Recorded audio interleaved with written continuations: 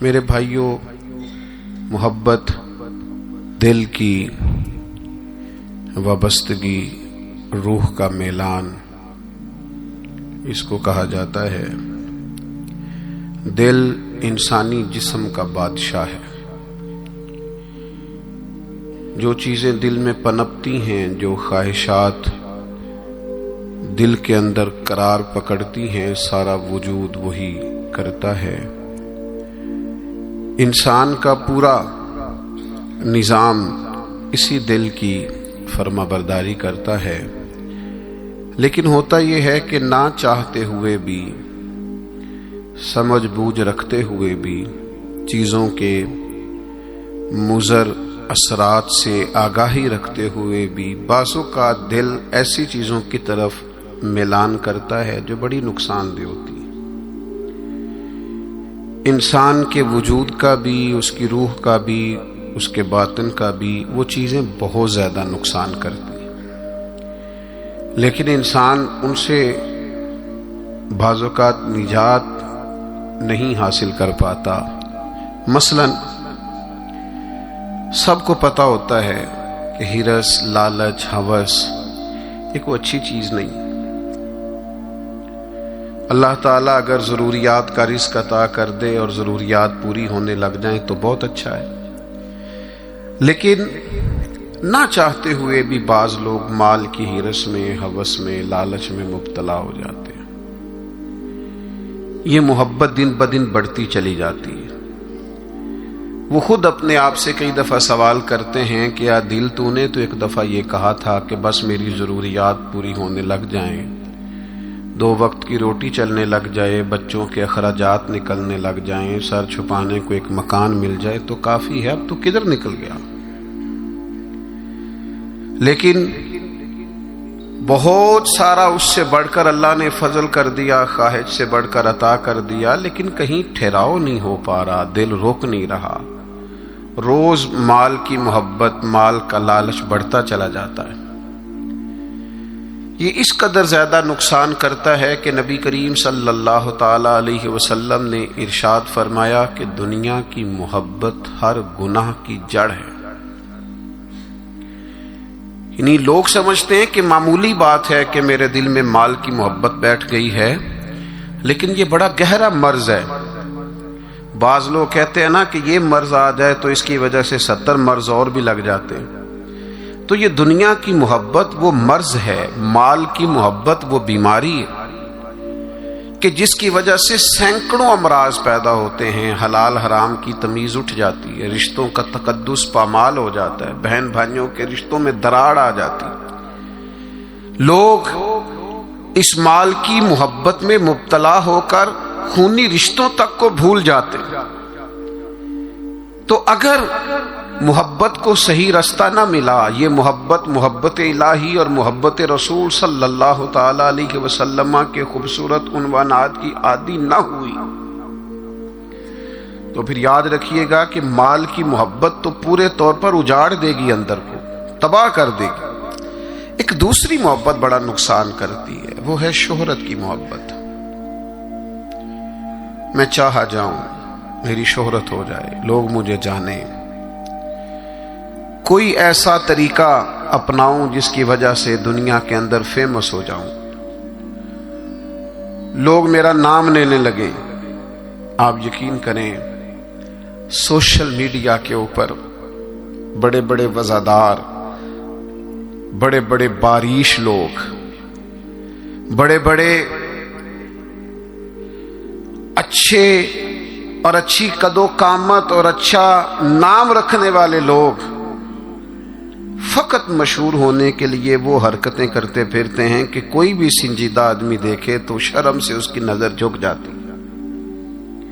یہ شہرت، اس کا لالچ، یہ شہرت کی طلب اور شہرت حاصل کرنے کے لیے ایسے خطرناک طریقوں کا حصول، شہرت حاصل کرنے کے لیے ایسے کمزور اور ایسے اخلاق سے گرے ہوئے رویے کا انداز تباہ کر دیا اس نے، دنیا کو اجاڑ کے رکھ دیا ہے لوگوں کو۔ آپ یقین کریں، अच्छे भले समझदार लोग थे, अच्छे भले मामला फहम लोग थे, उलझ गए हैं। ज़हन बन गया है कि बस जो कुछ है वो यही शोहरत ही है। ओ मेरे भाइयों सुनो, हजरत मौला अली शेर खुदा फरमाते, मुसन्नफ इब्न अबी शैबा में मौजूद है, हजरत मौला कायनात फरमाते हैं, उसे मुबारक हो जिसे थोड़े लोग जानते हैं। वो काबिले मुबारकबाद है जिसका तारुफ कम लोगों में, जिसको जरा ज्यादा लोगों में जिसकी शनाख्त नहीं है। मेरे भाई, आप कभी उन लोगों से पूछ कर तो देखो, उनसे कभी मुलाकात तो करो जो बड़े मशहूर हो गए।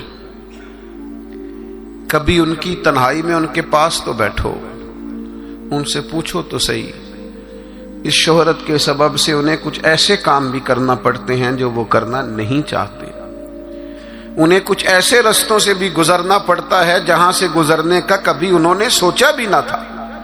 वो तो चाहते थे कि कोई तन्हाई होती, कुरान मजीद का नुस्खा होता, 500 दाने वाली तस्बीह होती, कहीं मुसल्ले का नूर होता, दिल में हो याद तेरी गोशाए तन्हाई हो, फिर तो खलवत में अजब अंजुमन आराई हो। दिल चाहता था, लेकिन ये शोहरत, इसकी तलब। हाँ, एक बात है, अगर आप शोहरत चाहते हैं, मारूफ होना चाहते हैं, मशहूर होना चाहते हैं, बहुत सारे लोगों में चाहते हैं कि आपका नाम सुनहरी हुरूफ से हो और ज्यादा लोग आपको जाने पहचाने, तो कुरान मजीद ने नुस्खा दिया है। फरमाया, इन्नल्लज़ीना आमनू व आमिलुस्सालिहाति सयजअलु लहुमुर रहमानु वुद्दा। जो ईमान लाने के बाद नेक अमल करेगा, रब लोगों के दिलों में मोहब्बत पैदा फरमा देगा। रहमान ऐसा माहौल बना देगा कि उन लोगों के दिलों में, अल्लाह ताला लोगों के दिलों में उस बंदे की मोहब्बत पैदा कर देगा। एक और मोहब्बत होती है, औलाद की मोहब्बत। बड़ी अच्छी मोहब्बत है, होनी चाहिए। लेकिन अगर यही औलाद शरीयत के रास्ते में आने लगे, अगर यही औलाद इस तरह का रवैया इख्तियार होने लगे कि आपको उसकी खातर हलाल हराम की तमीज भूलना पड़े, या औलाद कहीं रुकावट बने शरीयत की राह में, तो फिर कुरान मजीद ने कहा, इन्नमा अम्वालुकुम व औलादुकुम फितना। फिर ये तुम्हारे लिए आजमाइश है। फिर तुम्हें थोड़ा गौर करना पड़ेगा, तुम्हें फिर देखना पड़ेगा, फिर तुम्हें तवज्जो करनी पड़ेगी कि कहीं अल्लाह रसूल के रास्ते में तो नहीं आ रही। हज़रत अबू बकर सिद्दीक रज़ी अल्लाह तआला अन्हु के बेटे ने एक दफा कहा था कि अब्बा जी, मुसलमान होने से पहले जब बदर के दिन मैं कुफार की तरफ से लड़ते हुए आ रहा था तो आप मेरी तलवार की ज़द में आ गए थे।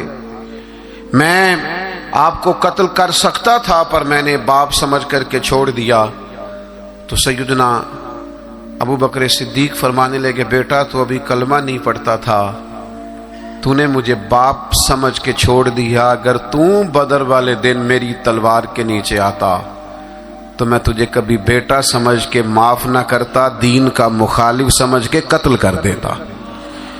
इसलिए कि जो औलाद शरीयत के रास्ते में आएगी, दीन के रास्ते में आएगी, पैगाम हक के रास्ते में आएगी, उसे औलाद समझकर दरगुजर थोड़ा किया जाएगा।